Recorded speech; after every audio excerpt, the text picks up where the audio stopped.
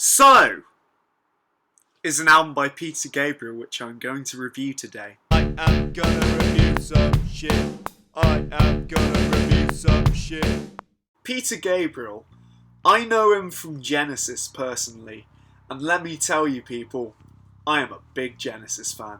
Especially, well, not really the latest stuff, because, fucking pop music, but, albums like Selling England by the Pound, Foxtrot, The Lamb Lies Down on Broadway, just awesome, genre-bending, pushing the envelope of music, just awesome, untouchable band in my opinion. And Peter Gabriel as a singer, he was always this really crazy character, like the way he would move, the way he would dress, the way he would act in his lyrics, like the way he would pronounce words, like in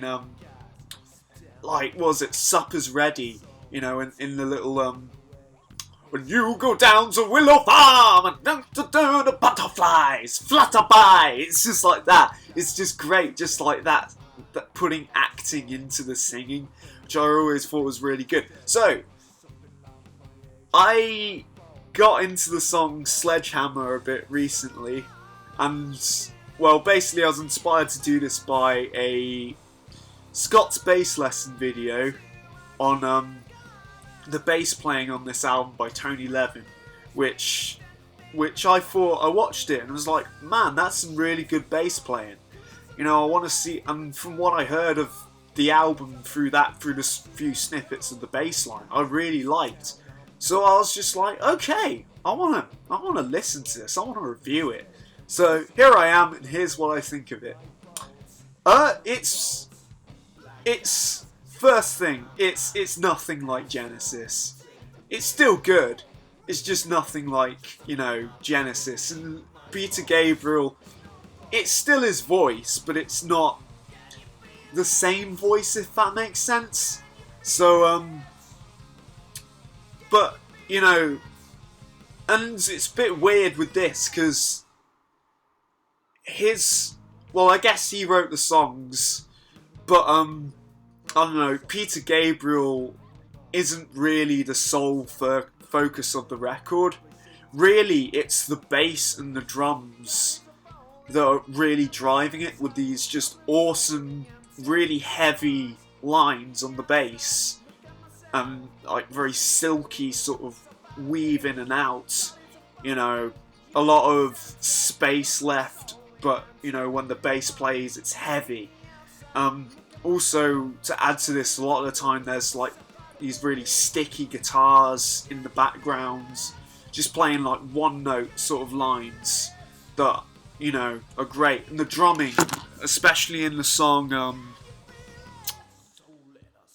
That Voice Again, which is one of my favourite songs off the album, just the drum rolls,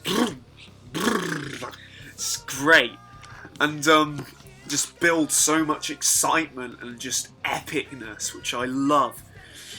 So, yeah, this album is just great. Has a great blend of atmosphere and rhythm with these atmospheric synths, these clean chorused, what sounds like acoustic guitars. I know Rush had a similar thing on the song Mystic Rhythms off the Power Windows albums, of what Alex Lifeson was doing there. He was playing an acoustic guitar through, electric guitar pedals, and he got that kind of sound. It's a very 80s thing, but, it's an 80s thing that I don't think has, that has actually aged well, and you don't hear it very much anymore, and it's kind of a shame.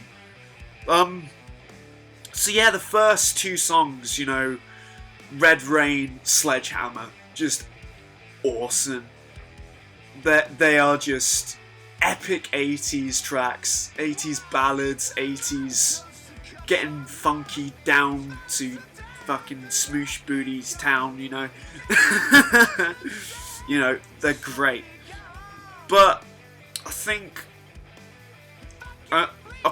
as well as a song a bit later on, That Voice Again, that's a really hooky song.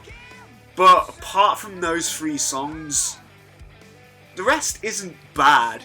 It's just, if you don't have the longest attention span, this album's probably not for you. And I don't really have the biggest attention span, so do I see myself revisiting this? Maybe the odd song, not the full album. To me, this is much more of like a background whilst you're cooking album, really. But still, there's some great bass lines and keyboard hooks scattered throughout. There's some bits that are a bit jarring, especially in the song Don't Give Up. Just the chorus vocal. It's very syncopated, and I mean, I like what they're going for, I just don't think it works. But, and some of the tracks, obviously, like Don't Give Up, there's like, mix between Peter Gabriel's vocal and like some female vocals in there, which are really good. I'll put below me right now who that female singer is, because I cannot remember. Turns out that woman was Kate Bush, out of all people. Damn. So overall, this album is quite slow-paced, it's quite atmospheric, but it never feels, despite some bits are very intricate, it never feels overwhelming, and it's just well produced. Occasionally there will be bits where, I'd want to hear a bit more synth, but the bass is overpowering it a little bit, but most of the time it's all balanced, and it's mixed very well. And so yeah, overall it's a good 80s pop album, definitely. And the songs Red Rain, Sledgehammer, and that voice again.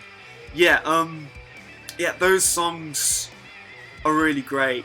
The rest I can take or leave.